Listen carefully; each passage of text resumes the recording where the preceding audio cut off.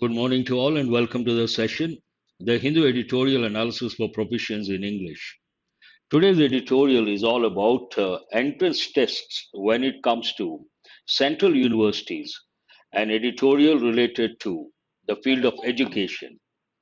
It is an important editorial. You may get sometimes in prelims or mains as a passage. That way it is important. But surprisingly, not too many words to learn from this editorial, about 10 words. A few of them are familiar ones. Besides the editorial analysis, today you're going to work on errors, para-jumble, fillers, phrasal verbs, and as usual, editorial vocabulary. Now let us go to the editorial vocabulary and see what the words are to learn from today's editorial. To begin with, the first word, soul. Soul has different meanings. One goes with your foot, the base, we use the word soul. But in this context, soul adjective, it means being the only one, sole proprietor, usually a typical combination, sole proprietor, only one. And trigger. Trigger is a verb, it's a regular verb. Triggered means what? Cause a device to function or make something happen. Alien has two or three meanings. It is a noun, strange and unfamiliar, one meaning, not something familiar. And another meaning of the word alien, foreigner. But the usual meaning when it comes to usage, alien, we use the term alien for life from outside the planet Earth. Extraterrestrial life, we use the term alien. Mandatory, an important word, but I'm sure you all know. Part of speech adjective, required by law or mandate. Usually mandatory, we use the word compulsory. Obsession, part of speech noun, the state of being obsessed with someone or something. But what does it mean, obsession? An idea or thought that continually preoccupies or intrudes on a person's mind. A particular thought or idea always bothers you. You're preoccupied with that particular idea. Then we use the term obsession. In fact, there is something called OCD, obsessive compulsory disorder. So that is one in four across the world. It is a common thing. Beyond a limit, one has to, it becomes a problem, but otherwise, it's a common thing. Disparity, singular, disparities, plural.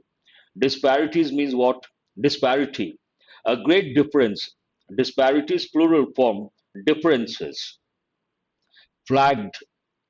Flagged as a noun, we all know the word, the meaning, but here as a verb, to warn or tell people about something that is important or is a problem. To highlight, to warn people about, to tell people about something that is important or could be a problem. Domicile, part of speech noun, it could be adjective as well, it could be a verb. The country that a person treats as their permanent home. Apprehension, we have used many a time. Don't entertain apprehensions while preparing for competitive exams. Apprehension, part of speech, noun, but apprehend, verb, it has a different meaning. Apprehend means arrest, one of the meanings. Here, apprehension, anxiety or fear that something bad or unpleasant will happen. You have a feeling something bad is going to happen. Obviously, then we use the word apprehension. Spawn, usually it goes with biology and animals. It means what? It goes with breeding, increasing the number of offspring. But in this context, to cause something new or many new things to grow or start suddenly. If something new grows or happens suddenly, proliferation, another word you have to recollect, we use the word spawn. But spawning usually goes with animals and breeding. Dispassionately, passion means to have a lot of enthusiasm, emotions attached emotionally.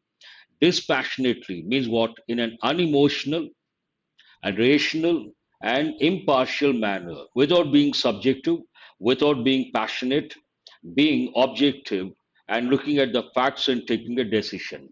Pragmatic, an important word. Adjective, what does it mean? Pragmatic approach, one combination you have to think of, dealing with things sensibly and realistically in a way that is based on practical rather than theoretical considerations.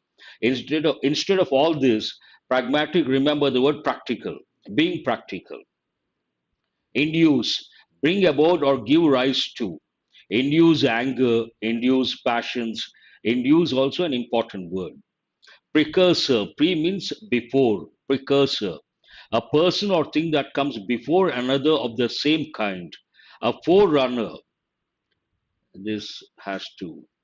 Next word is benchmark. Benchmark, it could be a noun, it could be a verb. A standard or point of reference against which things may be compared. Something is a benchmark, means it is a standard. We can take that and compare other things. These are the words from today's editorial. As I said, not too many words. Now let us go to the editorial. Centralizing tests. You may not understand these two words, but here, when you read the next sentence, you get an idea what it is about. A common test as a sole determinant of merit for admission is problematic. This editorial is all about a common test when it comes to admission into central universities. And this common test as a sole determinant, being only one, that means that is only criterion, sole determinant of merit for admission is problematic. So the editorial opines it is going to be problematic, and it tries to justify why it is going to be problematic, and what are the limitations in the implementation of this common entrance test for central universities. The decision to conduct a common university entrance test for admission in undergraduate programs in all University Grants Commission funded central universities from 2022-23 has triggered concerns. Sentence talks about the decision, a particular decision. What is this decision about? It is about conducting a common university entrance test. CUET, Common University Entrance Test. It is not for all the universities, only for those universities funded by UGC, University Grants Commission, and that too, only central universities, not all universities. So it talks about the decision to conduct a common university entrance test for admission in undergraduate programs in all University Grants Commission funded central universities from 2022-23 has triggered concerns. Trigger, as I said, it's a verb, a regular verb. Trigger, cause something happen or stimulate. Uh, Triggered what? Concerns. So a few apprehensions based on that decision. What is the reason? What is the source? No doubt the proposal is influenced by the national education policy, which advocates common entrance examinations by the National Testing Agency for undergraduate and graduate admissions and fellowships. So, this is based on what? The proposal, the decision is influenced by a particular policy, influenced by the national education policy, which advocates, promotes, advocate as a noun lawyer, but as a verb to promote or to work for a particular cause. Advocates common entrance examinations by the National Testing Agency for undergraduate and graduate admissions and fellowships. The concept as such is not alien to the central universities. Here, alien. In this context, it means not something that is unfamiliar, not something that is new. The concept as such is not alien to the central universities. Over a dozen, why is it not something new? Why is it not something unfamiliar? The next sentence justifies that. Over a dozen central universities admit students to undergraduate programs using central universities common entrance test CUCET scores. Central universities common entrance test, and the letters CUCET stand for that scores. The proposed CUET is different, CUCET is different.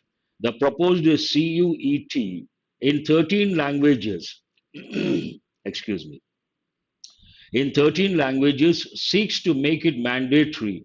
Mandatory means what? Compulsory. Seek, sought, to search for, to look for, to try for. The proposed CUET in 13 languages seeks to make it mandatory for 45 central universities. There are 54 such institutions to conduct admissions using a single national level test score. This is a basic idea. Only one. Single, dozens. Where is this word?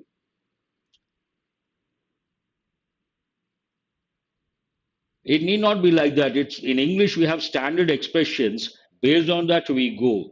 Not every time we go with it is not that every time we go with a particular rule.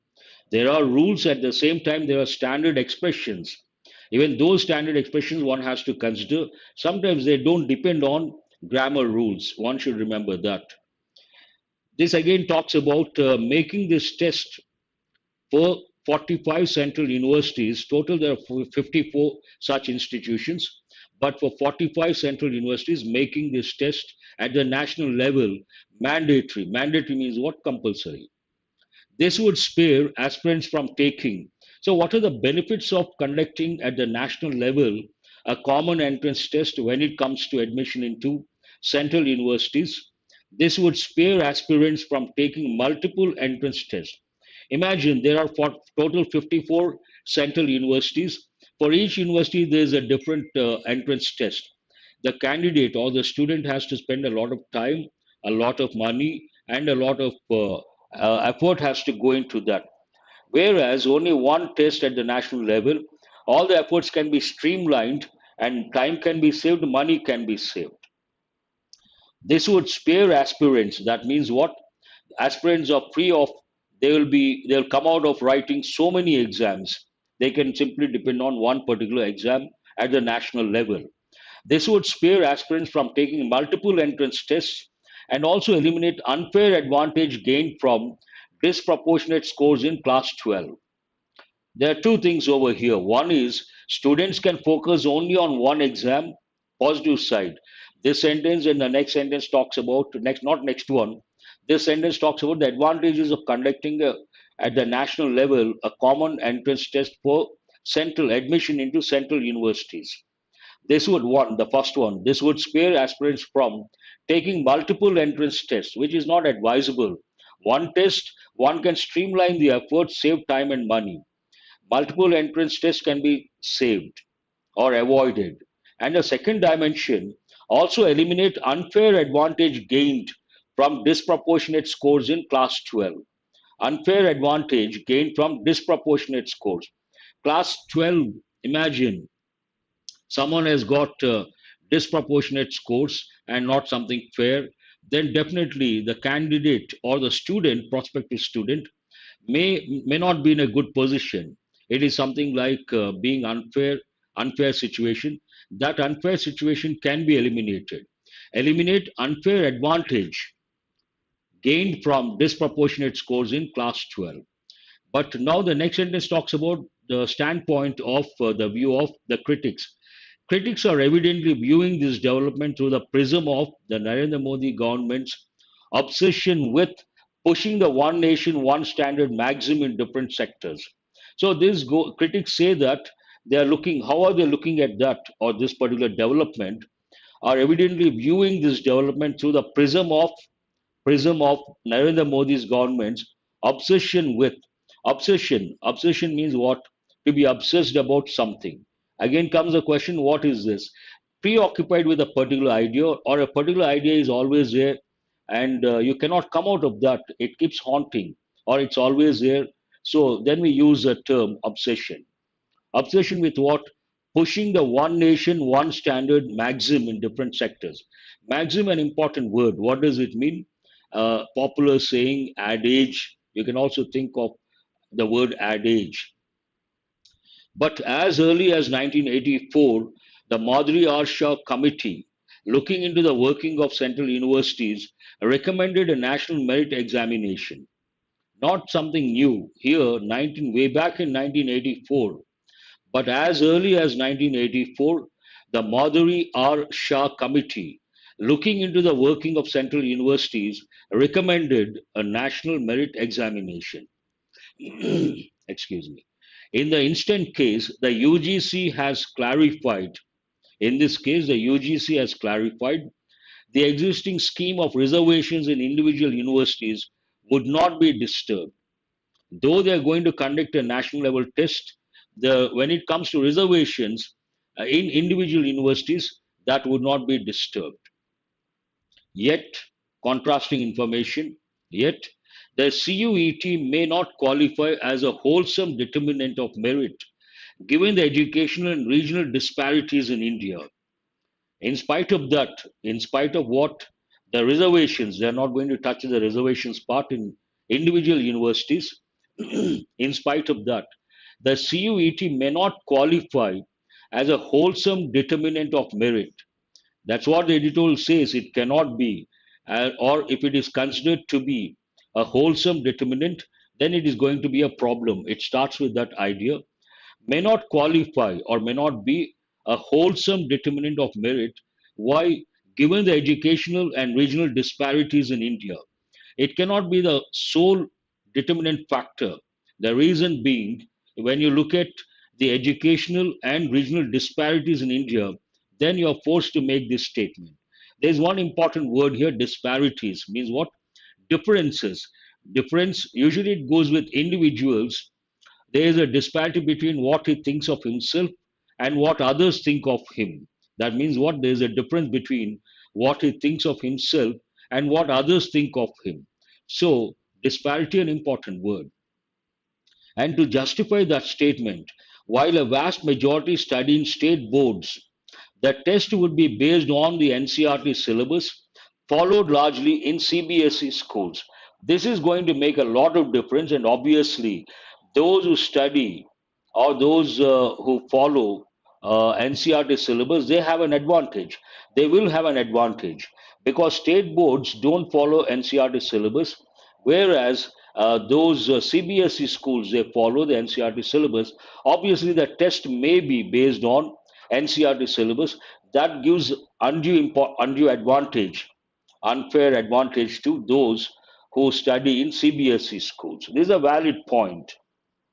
The policy limits another disadvantage. The policy limits the class 12 marks as a qualification benchmark and not a co-determinant of merit. The policy limits, restricts or limits the class 12 marks as a qualifying benchmark, qualification benchmark. Means what? Imagine someone gets, they say in plus two, one has to get 60% plus. Someone gets 98%. It doesn't make any sense because it is only for to take the exam entrance test. Otherwise, it has no value as such. The policy limits the class 12 marks as a qualification benchmark. Benchmark, an important word, a standard, and not a core determinant of merit. So it cannot be considered when it comes to the merit of the student. With a test being introduced, just one more disadvantage. With a test being introduced just ahead of an admission season, all of a sudden they have announced now June, July, August, June, July usually admission time, with a test being introduced just ahead of an admission season. Students whose learning process was disrupted by COVID 19 may find it challenging. From the student's point of view, there is one more problem. What is it? All of a sudden they have announced, and if they're going to do it 2022-23, that means the current academic year or coming academic year, the students are not ready for that. One of the reasons, with a test being introduced just ahead of an admission season, before the admission season, students whose learning process was disrupted by COVID-19. Disrupted, we have got many a time. What does it mean? Interrupted by COVID-19 may find it challenging. All of a sudden, a new national entrance test at the national level, new syllabus, new orientation, lack of time, and last 2 years, students are badly affected by COVID 19. Definitely, they may find it quite challenging. Education ministers from Tamil Nadu, Meghalaya, and Arunachal Pradesh have flagged some legitimate concerns. There's another important word, flagged, as a verb, to to warn or tell people or someone about the dangers or the to warn or tell, usually warn or tell or highlight the problems related to a particular issue, to tell the people, to tell the public. uh, have flagged some legitimate concerns, means valid and reasonable concerns. In the Northeast, the argument about the test possibly affecting the interest of state domiciles to secure admission in a university in the region cannot be ignored. In the Northeast, another problem may come up. What is it? It is related to interest of state domiciles, the place of residence. So that could be one of the reasons. There are genuine apprehension, anxiety, a feeling that something bad may happen in future.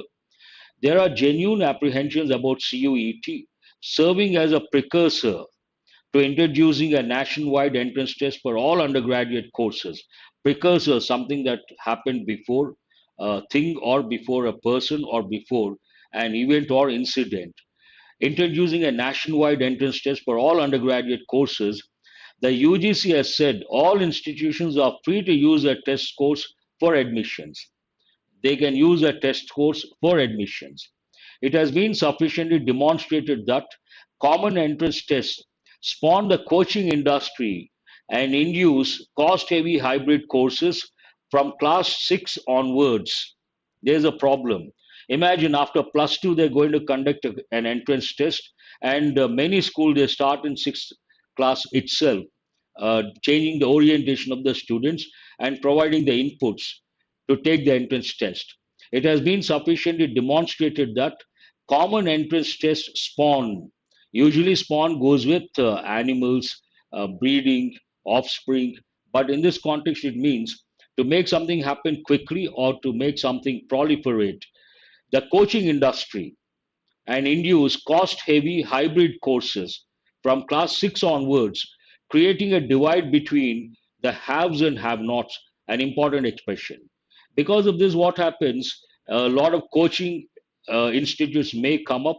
There could be mushroom growth of coaching institutes, and also this could induce cost heavy hybrid courses from class 6 onwards. Cost heavy, then what happens?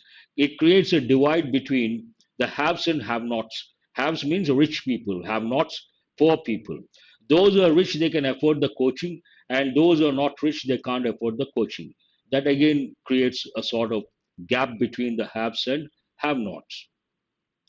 The country has miles to go in enabling access to entry level higher education and bridging the gender and economic gap in its university portals. It's a long way to bridge the gap. The country has miles to go, an important expression means what? A long way when it comes to go in enabling access to entry level higher education and bridging the gender and economic gap in its university portals. There are two dimensions, gender gap, the other one, economic gap. In such circumstances, because that is a present scenario, in such circumstances, it's need to be dispassionately examined, objectively examined, without any emotions, in a rational manner. It needs to be dispassionately examined if prescribing a single entrance test as a sole determinant of merit, either for central universities or for the higher education system as a whole, is pragmatic. What does it mean? Looking at the present scenario, what is the present scenario? There is gender gap, there is economic gap, and we always come across this haves and have nots. Once the coaching industry comes into the picture, the haves get benefited, the have nots, they can't afford to take the coaching. Obviously, that makes a negative impact. So, looking at the present scenario, it should be dispassionately examine whether this particular test at the national level, whether it can be a sole determinant of merit and whether it is practical or not. Pragmatic means what? Practical. A thought provoking editorial related to the field of education. Any editorial in the present scenario because of the COVID 19, the impact of that, any editorial related to education, important. It is important. You may get in prelims or mains as a passage. Now, what are the questions you can think of based on this editorial comprehension point of view? What is this editorial about? I strongly recommend please write about this editorial. You may get it as a passage in prelims or mains. It has a potential because a national entrance test or an entrance test for central universities at the national level. Later, all universities, imagine it will have far reaching consequences. The implications are very important. That way, this is an important editorial. What has triggered concerns in the context of the editorial? Important words or keywords triggered concerns. Which committee recommended a national merit examination way back in 1984? Easy to answer based on the keyword committee. Who have flagged some legitimate concerns, genuine concerns, legitimate concerns, and the key word over here, flagged, also words like legitimate concerns. What will create a divide between the haves and have nots? Unfortunately, the coaching industry and this particular idea of introducing an entrance test at the national level after plus two will definitely result in mushroom growth of coaching industries and change in the syllabus sixth class onwards, and schools may change the approach, the syllabus, the orientation, everything that will definitely widen the gap between the haves and have nots. Now let us go to practice questions based on exam topics. First five questions related to error location. Please read the first sentence and try to spot the error. Exactly, Madhuri R. Shah Committee in 1984. Way back in 1984, rich and poor, the rich and the poor. The leader was so shrewd that he could not deceive by the words of the sycophant courtiers. Sycophant means there are some people who always praise a leader, but that praise is not real. It is a false praise. Then we use the term flattery. And courtiers, those who surround the king or a leader. Sycophancy, an important word. They try to, they always resort to flattery. Flattery means what?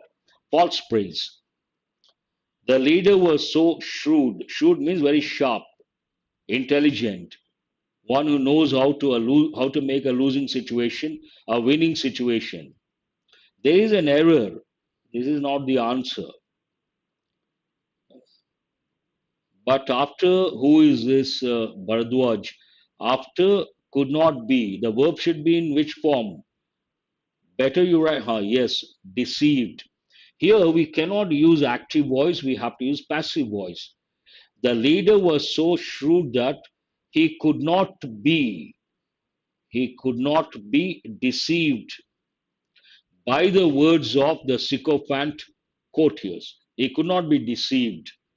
Could not be deceived, which could not be, could not be deceived.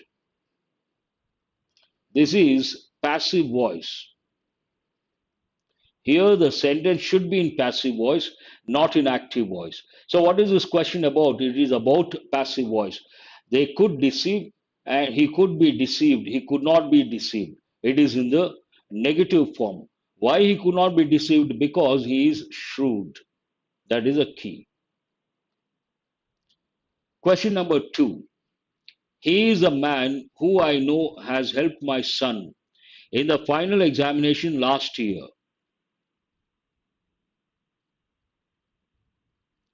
He is a man who I know has helped my son in the final examination last year.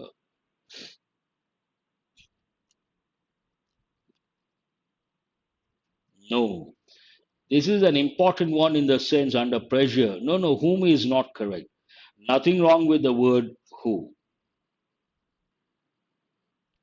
Who refers to subject and whom refers to object. Who has helped? He has helped. So it refers to the subject. Nothing wrong with the word, interrogative word, question word, who. That is not the error. This is an easy one in the sense, in the final examination last year, then you cannot use present perfect. You have to use past tense, not past perfect, because it's only one idea. Only past tense, not past perfect. No, no. Only past tense. He is a man who I know. This results in confusion. Now put these two words, the clause in brackets, read the sentence. He is a man who helped my son in the final examination last year. Then easy to make out. There is no error. He is a man who helped because it is in because last year it should be in past. He is a man who helped me. He is a man who helped my son. She is the one who helped the girl. As simple as that. When you see the clause, I know, that results in confusion. So try to eliminate phrases and clauses. If you have that ability, easy to get or easy to spot the error. Question number 3. I have been living in Hyderabad at my uncle since my birth. Whenever you come across two prepositions, one is since, the other one for, you have to think of two tenses. One is present perfect, the other one present perfect continuous. Exactly, an easy one. I have been living. Which tense is this? Present perfect continuous. I have been living in Hyderabad. At my uncle is not correct. It should be with my uncle. With my uncle since my birth. Here it is specific, my birth. So the preposition since. Time period for specific time since. That you have to recollect. Sentence is in present perfect continuous tense. Question number 4. Every one of us know that he is not capable of remaining underwater for such a long time. With my uncle is enough.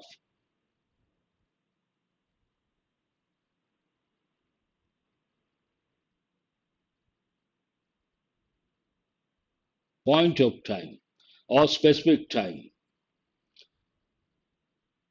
Everyone, whenever you come across words like everyone, someone, no one, anybody, everybody, none, one, remember they take, though exceptions are there, everyone always takes a singular verb. Every one of us, that is a phrase, put it in brackets. Because the sentence is in present tense, subject is third person singular, we should add the letter S to the verb know. Everyone knows this is based on present tense. Present tense. Present tense rule, affirmative form a rule. If the subject is third person singular, we should add S or ES to the verb. Your television set is superior to our television set by all respects. This question is based on a phrase. No, each, every, either. Each, either, neither, every. Everyone is different. These are distributive pronouns. They also take a singular verb. But everyone, someone, somebody, nobody, everybody, none, one, they are known as indefinite pronouns, not specific. Here it is not. Your television set is superior to. Nothing wrong. Our television set, by all respects, in all respects. In all respects is a right standard phrase. In all aspects, in all respects, you can say. We also use the expression by all means. By all means. In all aspects also it is right. We use in all aspects. By all means. Another standard phrase, same meaning. Now let us go to the next 5 questions, deal with fillers. A man who is perpetually, which of the two things he will do first? Will do neither. Forced is not the right word. No, no. A man who is perpetually, always, perpetual, forever. Perpetual means what? Forever. Who is, confuses, grammatically not correct. Who is forced, which of the two things he will do first? No, not grammatically correct. Orders, no. Who is hesitating? Enjoying does not go with the context. Please look at the sentence carefully. A man who is perpetually hesitating, which of the two things he will do first? Will do neither. Answer is the fourth option. A few students have got it right. No other word can go with that particular sentence pattern. Who is, put this word in brackets. A man who is confuses, not correct. Who is forced to, but you don't see that. Who is orders, grammatically not correct. Who is enjoying does not go with the context. Obviously, answer is the fourth option. You must ensure the correctness of the information before to conclusion. You must ensure the correctness of information. For that, we also use the word authenticity, an important word. Authenticity. Authentic, correct. Authentic information, a typical combination. Correctness of the information before what? Perpetually, I have given the meaning already. Perpetually means forever. Perpetual, forever.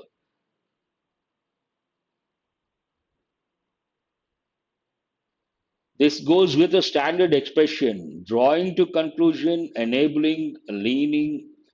When you read a sentence like this, when you see to conclusion, before you see the options, you have to think of the word jump, jumping, because there's a standard expression. Don't jump to conclusion. Don't jump to conclusion means what? Don't decide hastily. Don't decide immediately. Don't decide hastily. It's a standard expression. Jump to conclusion. Answer is the fourth option. Beyond any doubt, it means to take a hasty decision. Jump to conclusion is a standard expression, idiomatic expression, which means to take a hasty decision. They wasted all the money on purchase of some excellent, important, significant, quality, trivial.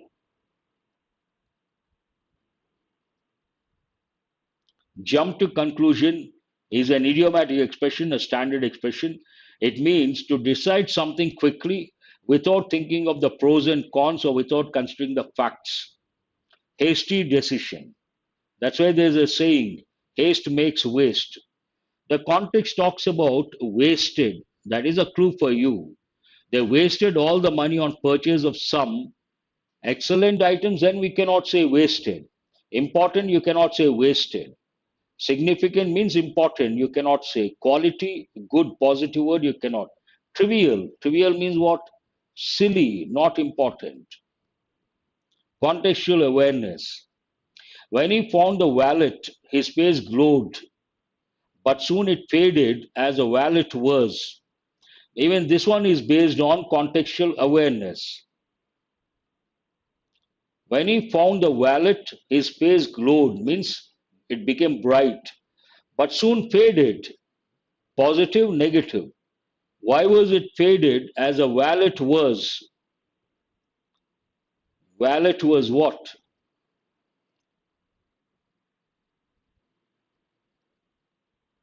Empty, obviously. Wallet was empty.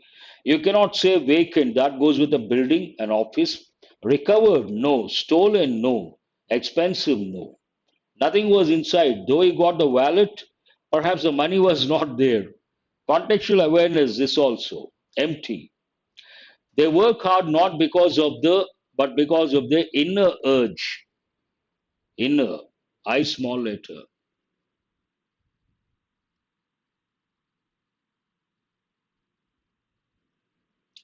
They work hard. Why? Not because of the something, but because of their inner urge.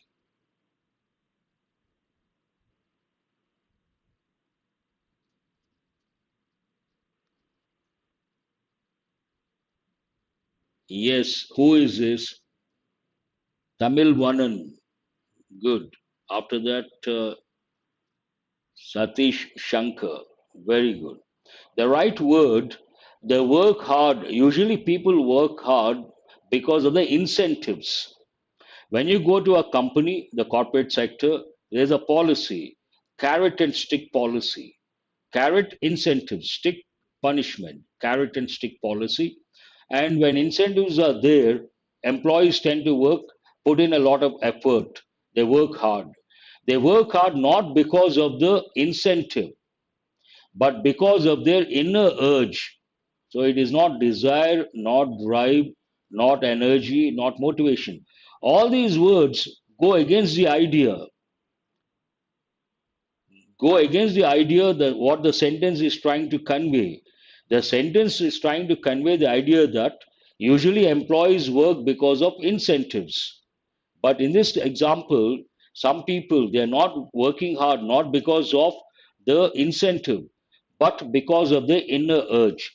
This is an important sentence because a lot of students ask me, "Sir, can we use after but because? Why not? There is no rule that you should not use two conjunctions next to each other." But because of, here it is parallel expression, not because of the incentive, but because of the inner urge. Inner urge means a feeling from inside, the urge to do something, the feeling to do something. What is misspelled word here? What is a misspelled word over here? Please answer that question. That's very good. All the five correct. Good. Not that difficult. Still, I appreciate that. Please go to the para jumble. Not that easy. You got to read very carefully. Purely based on contextual awareness. You all should have the urge to learn. Obviously, you have that. That's why you are here.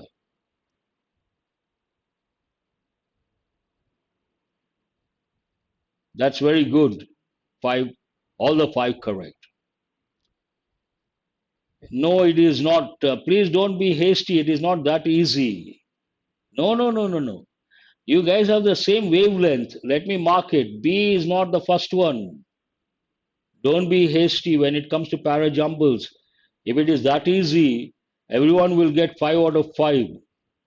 Para jumbles. No, no, no. Not correct. B is not the right one. If you don't get the first one right, the whole thing is gone off the track. Then you lose 5 marks. I strongly recommend, I would like to tell you guys, please don't be hasty when it comes to para jumbles. What is the reason? The very first one you don't get, B is not the first one. You go with B, the whole thing is gone. 5 marks. Not at all advisable. This talks about the mankind. Understand, look at all the parts. There's so much to read. Just like that, you cannot decide B is the first one. You have to read all the 6 parts. Who is this? Now I see Ram says C, Srilata says C, Sai Arvind, Siddharth Thapa. Those who have said C, that is the right one. As I said, first broader thing, then specific thing. General, specific. What is general here? Something about the mankind. One of the hallmarks of being a hominid, man, hominid is having opposable thumb. Opposable, that is a specialty of hominids. Stronger, longer, and more flexible than the thumbless hands of a spider monkey or the non opposable thumbs of marmoset. That is, it starts with one of the hallmarks of being a hominid is having opposable thumbs. Here, opposable thumbs. Where else do you find opposable thumbs? Here, these demonstrative adjective. These opposable thumbs are a trait that humans share with our primate cousins such as chimpanzees. Obviously, CA is one pair.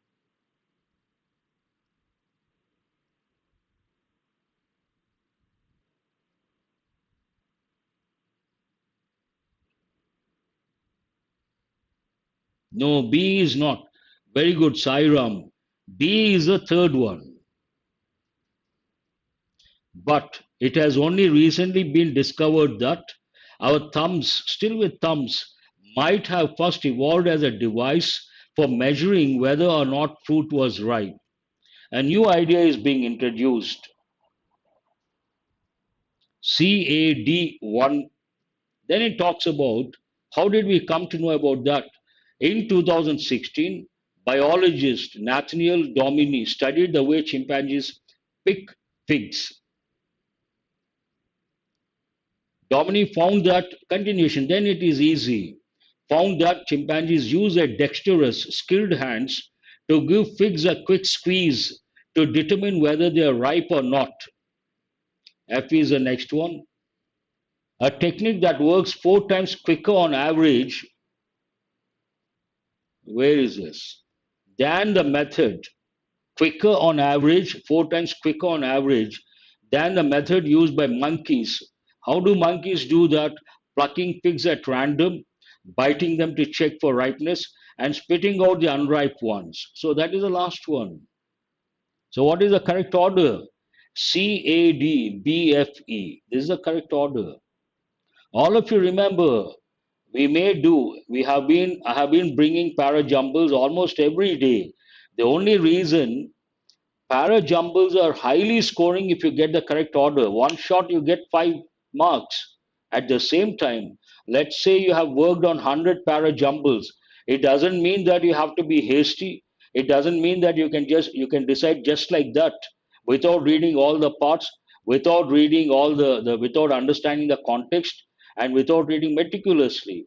Imagine in the actual exam, I've seen many students started with B, the whole thing would have gone off the track. That is not at all advisable. All your hard work goes down the drain. Please take my words, listen very carefully. When it comes to para jumbles, be cautious, be careful, read meticulously, and try to get the broad framework. Only then you try to think of the first one, second one, take elimination approach, and look at the pairs of words. Just because you have done 50 para jumbles, it doesn't mean that you can do just like that para jumbles. No one can do that. Even I cannot do. I have been teaching. In spite of that, any para jumble I have to read very carefully, meticulously, understand the broad framework, what exactly the writer wants to convey, and what is the correct order. A lot of students have been asking, sir, come up with a video on para jumbles. I'll be doing it. See, right now I'm very tight schedule. Today, tomorrow, day after also. Till second, I'm going to be very busy.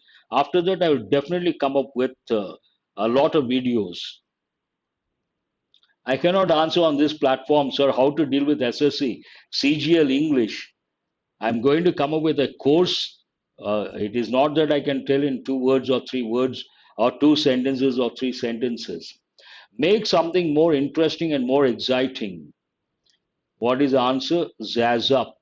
Answer is C. That's right. C is the answer. Quickly write it down on a pad or piece of paper. No, anyone for that matter has to be cautious, careful, and read meticulously. Quickly write it down means what? Jot down. Please jot down important points. Usually we say answer is D. Mix up things. Para jumble. Jumble means what? Jumble up, mix up things. So obviously you should be able to answer this one. To increase the price or the cost of something by a large amount. Answer is jack up. A is the answer. To force too many things or people into, jam into, jammed into. Has anyone got all the 5 correct? Because of the options, because of that, you should be able to. Now look at the examples. Hotels usually jack up their room rates over the summer because that is vacation time. People travel, they want to enjoy. Tokyo subway attendants jam as many passengers as possible into each carriage, jam into. It is about time we zazzed up our website. It is a bit dull and it looks old fashioned. Just a minute while I jot down your address in my address book. If you don't write down the times and dates of your appointments, you might jumble them up, mix them up. Now let us go to the last slide. Editorial vocabulary. Sole, here. Sole proprietor, a typical combination. What is the answer? What is the meaning of the word? All the five correct? Very good. You should be happy. Yes, yes, Ganesh, I do remember. Ganesh, I should have done. Please wait a couple of days. 1E. What is E here? Being the only one, that's right. Trigger, a regular verb. To make something grow, no.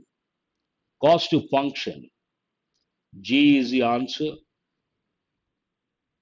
Alien, part of speech, noun. Being strange and unfamiliar in this context.